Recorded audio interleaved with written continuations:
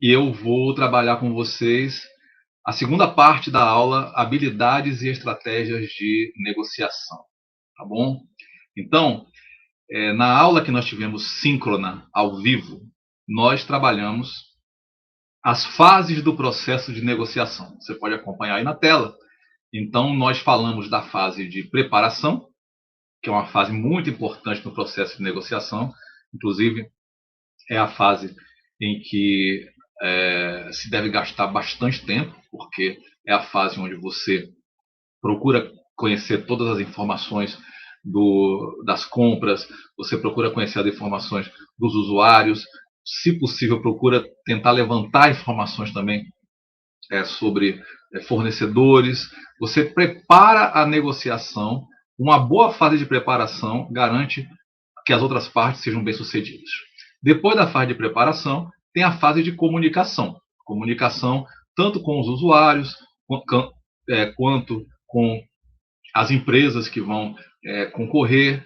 Uma negociação comum, eu costumo dizer que essa fase de comunicação é a fase onde você estabelece, de forma objetiva, cordial e assertiva, uma comunicação com a outra parte e deixa claro quais são os objetivos da negociação.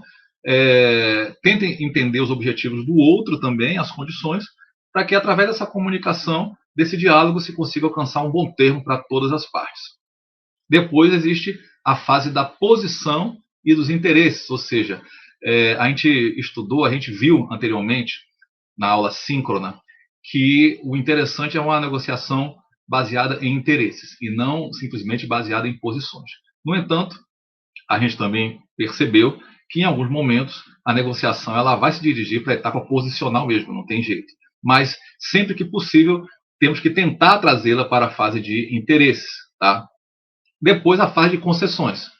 Foi a última parte que a gente trabalhou na aula síncrona, na aula ao vivo. Concessão é o quê? Até que ponto eu posso ceder? Qual é o meu limite? Qual é o meu limite máximo, o meu limite mínimo? Tá? Eu busco também tentar entender, prever os limites máximos e mínimos da outra parte da negociação. E, se possível, tentar encontrar uma zona de negociação onde os interesses venham a convergir. Tá bom? Ficou faltando falar sobre a fase de acordo e a fase de acompanhamento, e é o que nós vamos tratar agora. A fase de acordo, obviamente, como nós estamos aqui lidando em um contexto de uma empresa pública, ela é formalizada. O acordo, a negociação ela vai se construir, um processo de contratação para o serviço público, né, para a empresa pública. Ele vai se construir através de uma negociação, de concessões, mas o acordo ele é firmado, ele é escrito, ele é registrado. Então, uma coisa que a gente coloca é que é importante ter atenção para os sinais verbais e não verbais de acordo, isso na fase de negociação, mas e antes de se firmar, de se bater o martelo, fazer uma revisão sintética dos pontos negociados, com todas as concessões, todas as contrapartidas, todas as condições, para depois disso se formalizar. A gente sabe que o processo de um pregão ele depois tem que ser formalizado em ata, em alguns locais trabalha com gravação, registros, tem que ser formalizado, e essa formalização dos termos da negociação serem transcritos para um contrato. Tá? Então, nós temos essa fase de acordo. Eu procurei trazer elementos aqui específicos de um processo de compra pública, mas toda negociação ela tem uma fase de acordo. Algumas não vão fechar em contrato escrito, algumas vão fechar no aperto de mão, na palavra, mas a gente sabe que tratando do meio corporativo, do meio empresarial, principalmente quando envolve a administração pública ou de empresas públicas, é importante que tudo esteja formalizado, tudo esteja escrito, registrado. E, por fim, a fase do acompanhamento. O acompanhamento, ele é a verificação, por parte de quem contrata, do cumprimento daquilo que foi previsto no contrato. Prazo, qualidade, condições de fornecimento, tudo aquilo que foi previsto precisa ser gerido, precisa ser acompanhado, tem que se levar em conta as intempéries, as questões imprevistas, mas é importante que o que está no contrato seja cumprido. Tá? A gente fala aqui prazos, qualidade, efetividade e as obrigações de ambas as partes. Ambas as partes têm obrigações em um contrato. Tá? Tanto quem vai fornecer um serviço, quanto quem vai receber esse serviço é fazer o pagamento, cumprir com suas obrigações também. Tudo isso, obviamente, a gente sabe que é dentro do que está previsto nas normativas legais. Tá? Bom, essas são as fases de uma negociação, tá, que nós tratamos aqui. Então, a gente consegue encerrar esse assunto. A gente iniciou na aula síncrona. Bom, então a etapa seguinte é erros no processo de negociação. Então, a gente vai trabalhar, vou pescar aqui alguns erros mais comuns no processo de negociação e a fonte desse texto é um texto do Tomasi, a fonte desses principais erros, e também da nossa experiência como negociador na área pública e na área privada. Então, quais são os erros mais comuns? Nós pensamos 15 erros aqui para vocês. Tá? Primeiro, escolha das pessoas erradas para negociar. Ora, negociador exige um perfil específico. Para sentar na mesa de negociação, a pessoa precisa ter conhecimento do objeto, das condições, em se tratando de pregão, de todo o aspecto legal, de todo o aspecto ferramental, tecnológico. A negociação não é para amadores. Então, escolha de pessoas erradas para negociar pode comprometer o resultado e o processo de uma negociação. Não compreender o tipo de negociação a ser tratada. Existem negociações que são urgentes, existem negociações que podem ser tratadas com mais calma, podem demorar mais tempo,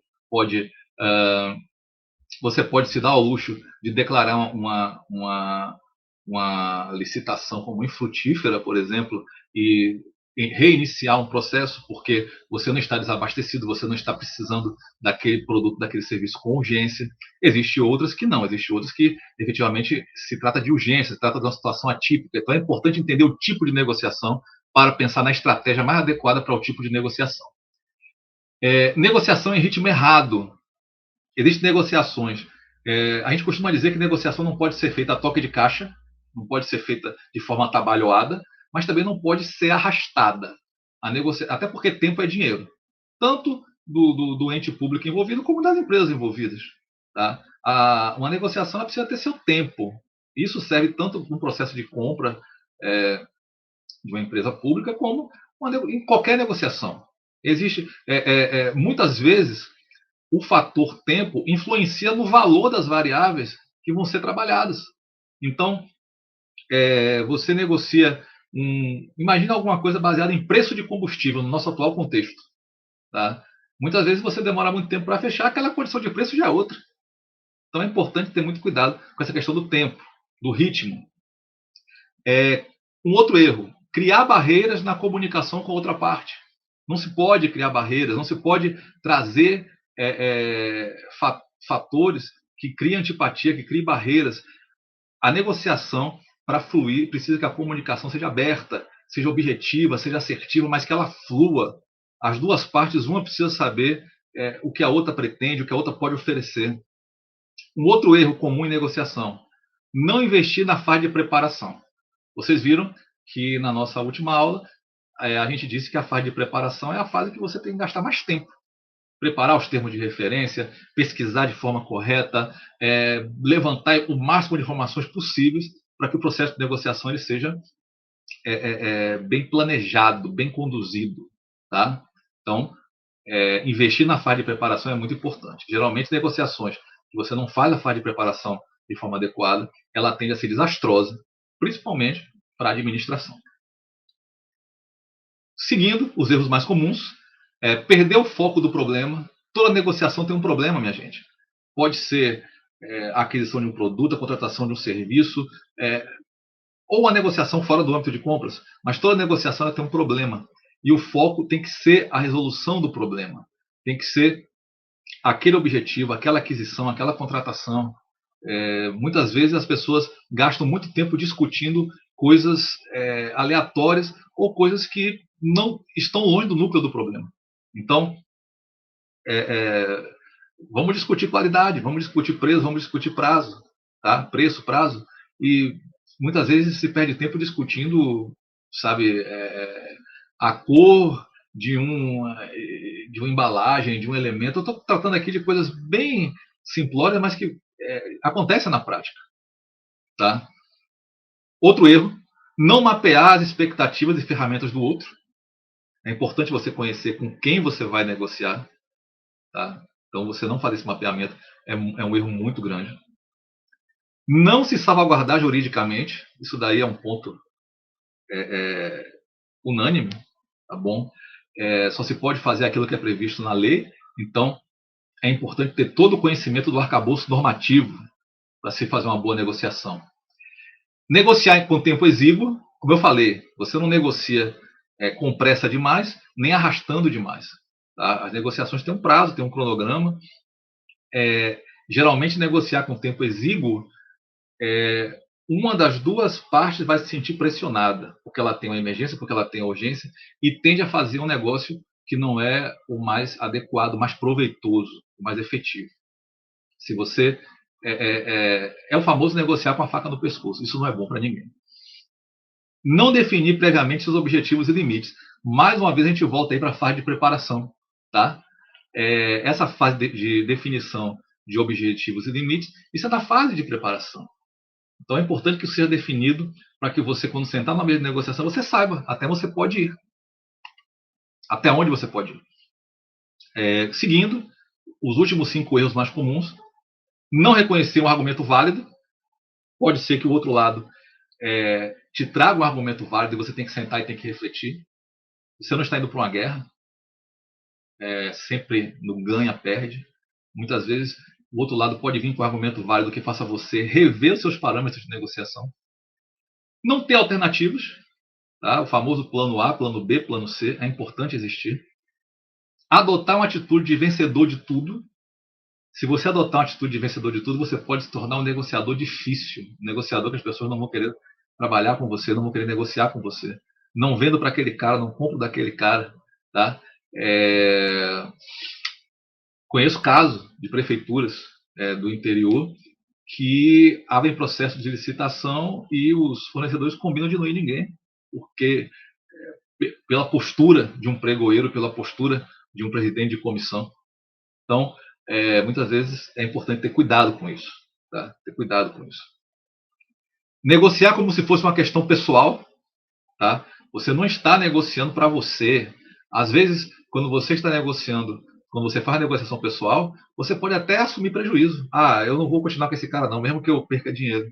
Mas se você está negociando representando os interesses de uma empresa, o interesse da administração, você precisa entender que você não representa a si mesmo. Você está representando interesses maiores. Então não pode deixar simpatias ou antipatias conduzirem o teu procedimento. Tá? É bom ter cabeça fria. E dar tratamento desigual aos iguais. Esse é um erro muito grande. Tá? Então, se você representa a administração pública ou uma empresa pública em um processo de compra e negociação, você tem que tratar todos os concorrentes iguais. Você não pode correr o risco de dar uma informação para um, não dar para o outro. Isso pode até invalidar um processo, na verdade. Tá? Então, a isonomia é muito importante nesse sentido. Tá bom? Essa foi a nossa aula. Tá? A gente terminou a parte das etapas da negociação. Depois começamos a tratar sobre 15 erros mais comuns no processo de negociação. E eu vou deixar algumas questõezinhas para um fórum. Então vocês vão assistir essa aula, vão pegar os slides que estão disponibilizados e vão responder também esse outro fórum sobre essas questões. Tá bom? Era isso que eu queria falar. Qualquer coisa vocês mandam um recado pela plataforma. Também tem meus contatos aí. Um abraço. Fiquem com Deus. Até a próxima.